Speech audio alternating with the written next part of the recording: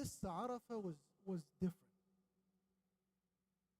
This Arafah was that dua that we prepared. We had it ready. And you're there to, khalas, send those arrows. Because Jama'ah, I think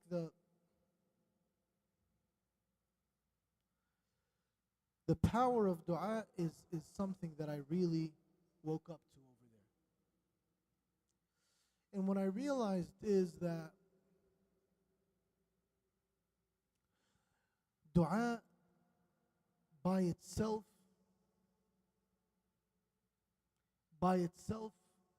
not associated with action or intent to act, is almost a mockery. And one thing that I really reflected on was when Musa alayhi salam got to the point of al-ard allati barakallahu fiha lil-alamin, where he got to the land of Palestine, the door, the pathway, the entrance, and he told his people of Bani Israel, now your years of suffering, your years of pain, your years of death, your years of dealing with the tyranny of Pharaoh is done.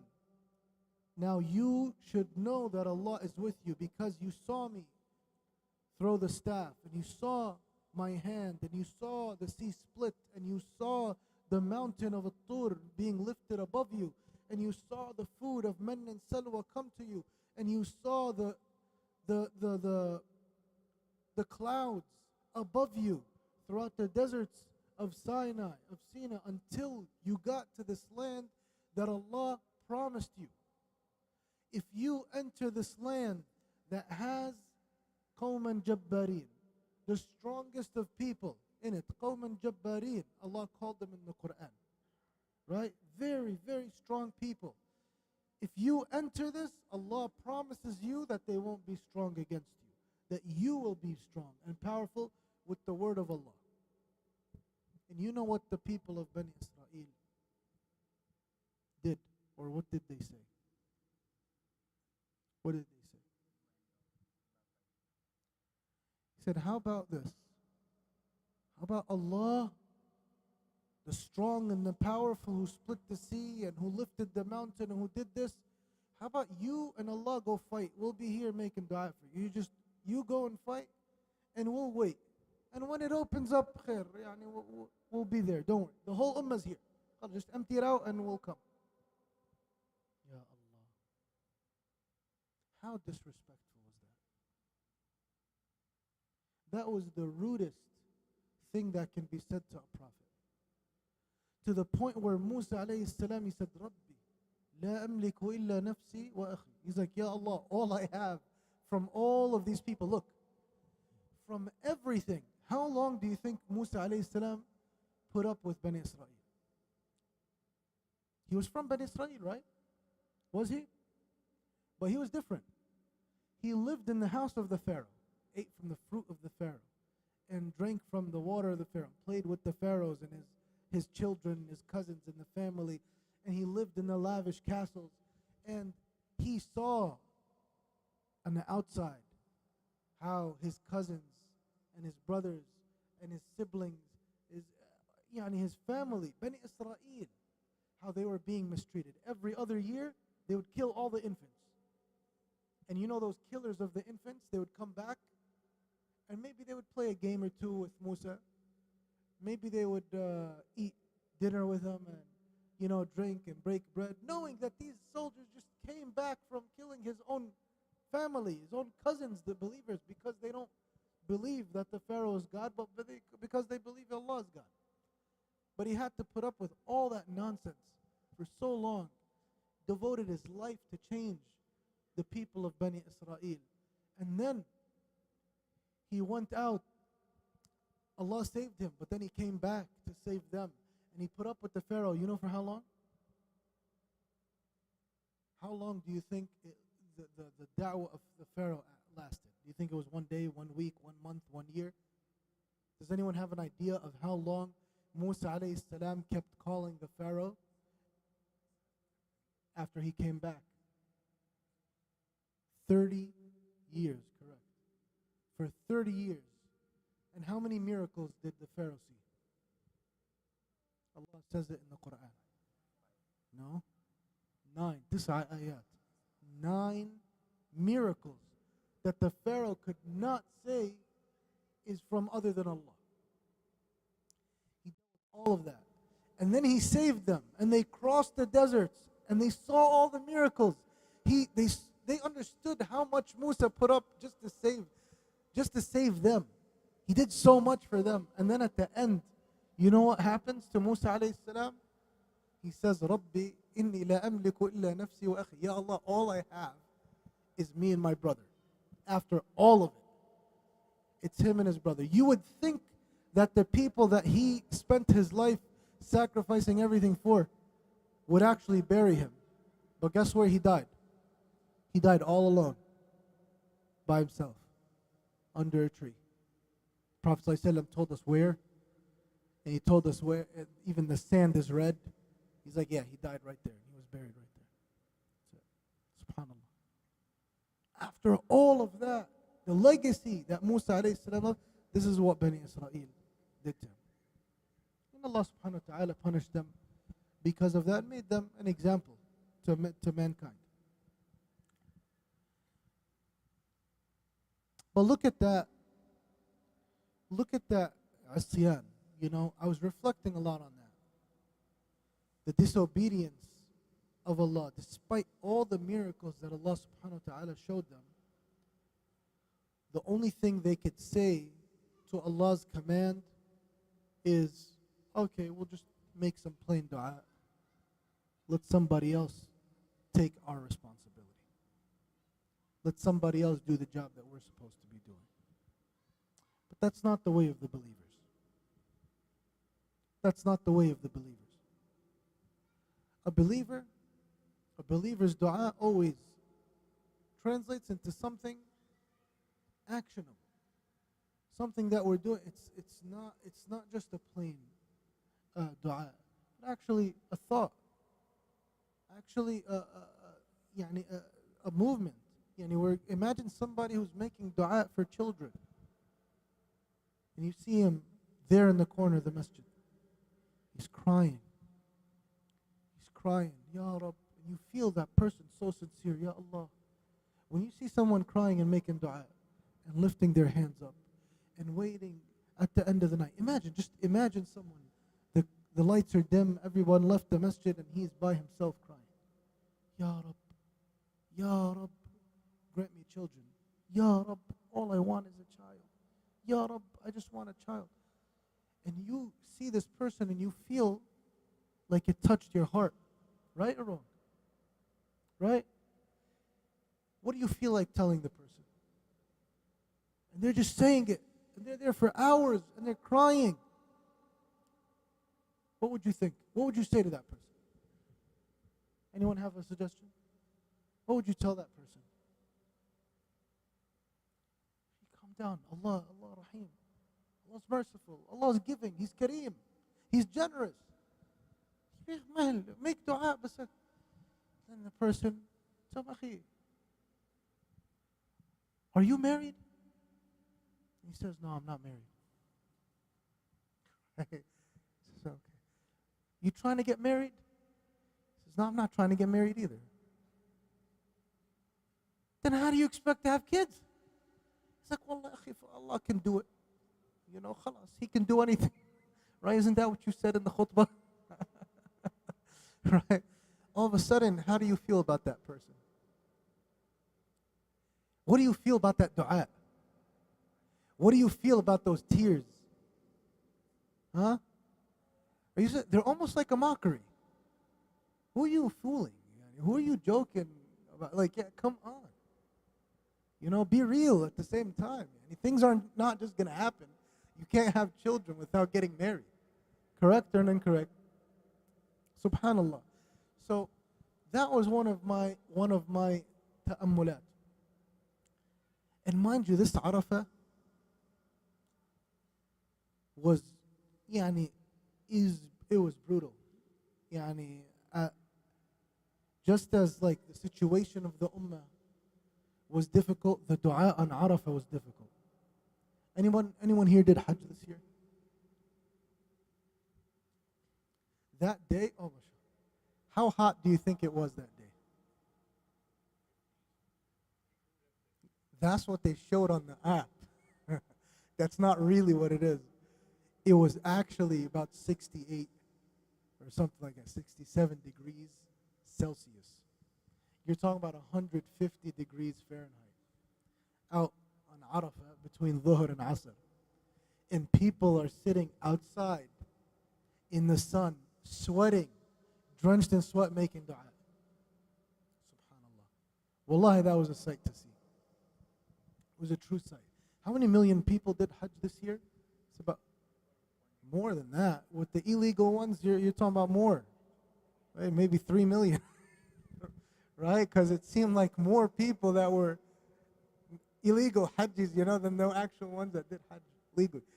Right? But subhanAllah, you're talking about, imagine the whole state of Wyoming going from Mina to Arafah within a few hours. Right? Like you're talking about a couple million people, right? SubhanAllah, so it's big. It's a massive number of people and everyone's walking. It literally reminded me of the Day of Judgment. Everyone is just worried. SubhanAllah, look, I was with the American group and those who did Hajj this year, may Allah accept, inshallah, from everyone who did Hajj this year and accept our du'as. Ameen, ya Rabbal. So, when you go there, everyone that left from America, you know how to stand on a line, right? You know how to act civilized. You know how to ask politely. Common courtesy, like, oh, excuse me, I'm sorry if you felt any way by me standing here. Is it okay? Like, that stuff goes down the drain. I invented a term, this Hajj, called spiritual anxiety, right? Spiritual anxiety, which people have. I never experienced it before, but people genuinely have this anxiety that they might miss out and they might not make it, right? So when things happen, we're like, okay, brothers, sisters, everyone stay in your rooms in Mina. As soon as the bus is ready, we're going to call you. Inshallah, you're going to go and we'll take you to Arafah. Even if it's an hour or two late, it's okay. It's better than crowding the bus and shoving and pushing. And the people, mashallah, they're doing Hajj. You see the barakat. Do you think they all listen? Not really. Not really. Why? Because they're scared to miss out. Like, no, we got to get on this bus. Doesn't matter how. You're like, ya Jama'ah, calm down. And no one's calming down. Like, hey, I got to do this by Dhuhr Salah. I got to do this by Asr. I got to leave and pray Maghrib and Isha there. I have to do, and everyone is focused on their own Hajj. And everyone is moving. And you see the person with blistered feet, and the person with a heat rash between their legs, and the person that's very stinky, and the person that has, like a najas on their ihram, and they need to get it off, and they don't know how because they don't see any water, any bathrooms, right? And there's long lines, and the person that has to use the bathroom has to stand on line for an hour to get there, and everyone is just busy with something. لِكُلِّ امْرِئٍ مِّنْهُمْ يَوْمَئِذٍ شَأْنٌ يُغْنِيهِ. On the Day of Judgment, everyone is focused on their own self, right? No one cares about like what anyone else is doing. Wallahi, and you see a part of that in Hajj. It's almost like a training for Yawm al-Qiyamah, right? When people leave, when the believers go from place to place in groups. Don't you read in the Quran, وَسِيقَ الَّذِينَ اتَّقَوْا رَبَّهُمْ إِلَى الْجَنَّةِ زُمَرًا? Do you know the believers move in groups and in afwaj on the Day of Judgment? They're not all separate. The believers actually find themselves. They come together on the Day of Judgment, and they actually start grouping and walking together. And there's actually a hadith where the Prophet ﷺ said, Sallu ala Rasul. The Prophet ﷺ said that on the Day of Judgment, I will see, and Allah subhanahu wa ta'ala told him what he will see on the Day of Judgment. He said, I will see a large mass of people approaching. And I would say, my ummah, And he would say, no, that is not your ummah. He said, then whose ummah is this? He said, this is the ummah of Musa. And then the Prophet ﷺ would look around for his ummah and he wouldn't see them until he sees an even bigger mass of people, huge, bigger than any other group that he's seen on the Day of Judgment. And he would say, my ummah. He said, this is your ummah, O Muhammad. This is your ummah. And he would be happy to see every single one of you on the Day of Judgment. Imagine, Rasulullah sallallahu alayhi wa sallam would be happy to see all of us. Alhamdulillah. The Rasul sallallahu alayhi wa sallam who lived his life the way he lived it just so he could see us. Did you know he could have answered? Look at this. Every prophet and messenger had one dua that is answered. Did you know that? A dua that he can get. It's an open check, a blank one. Some asked for things like Sulaiman alayhi salam. He asked for a mulk, a kingdom that no one after him and before him had. What did Musa alayhi salam ask? Musa alayhi salam asked. Ibrahim alayhi salam asked. Nuh alayhi salam. Everyone asked that dua. What was the dua of Muhammad sallallahu alayhi wa sallam? He said, Ya Allah, I want to preserve my dua until the Day of Judgment. I want it to be intercession for you. Look, the Rasul sallallahu alayhi wa sallam, our messenger, the most impactful, the biggest leader, the most influential person in the history of mankind. Rasulullah sallallahu alayhi wa sallam, he slept on a small mattress that was stuffed with leaves from a date tree that would leave marks on his thigh in the morning. He'd have to tuck his neck uncomfortably because his house was too small and Aisha needed her space. So he would wake up with a little maybe, some neck problems, right? Like we wake up when we have a comfortable pillow, when we change our mattress, we go to a hotel. Look, any hotel you've been to, Rasulullah ﷺ's mattress was much, much worse than that. He lived his life like that, days upon days without meat, right? Sometimes he would have to fast. He would have to tie. How many of us had to tie rocks to our stomach? The Rasul ﷺ had to do it several times in his life. How many of us had to eat grass just to live? The Rasul ﷺ had to do it in his life. And he's the most noble people to Allah subhanahu wa ta'ala, but he had to do it. Don't associate trials with innobility. Perhaps the most noble people in the world today are these people in Gaza who are starving. Perhaps the most noble people and beloved people to Allah are those people that are surrounded and sanctioned and killed and murdered left and right, the way the Sahaba were. We don't know, but that's how Rasulullah ﷺ lived, so we can meet him. Subhanallah. It's another, ta'ammulat. Because when you're going through Hajj and you're seeing everything, you're remembering Yawm al-Qiyamah, you're remembering the Shafa'ah of the Rasul, you're remembering how that, wallahi, it was just like that. After Mecca, I was like, you're scrambling in Mecca, you're trying to finish your Hajj, so much going on at the same time. And then you go to Medina, and you visit the Rasul ﷺ's grave, and you give salams to him, and you pray a couple rak'at in the Rawdah, where the Prophet ﷺ said, between my minbar and my house, my hujrah, is what? Is a garden from Jannah, is a piece of Jannah.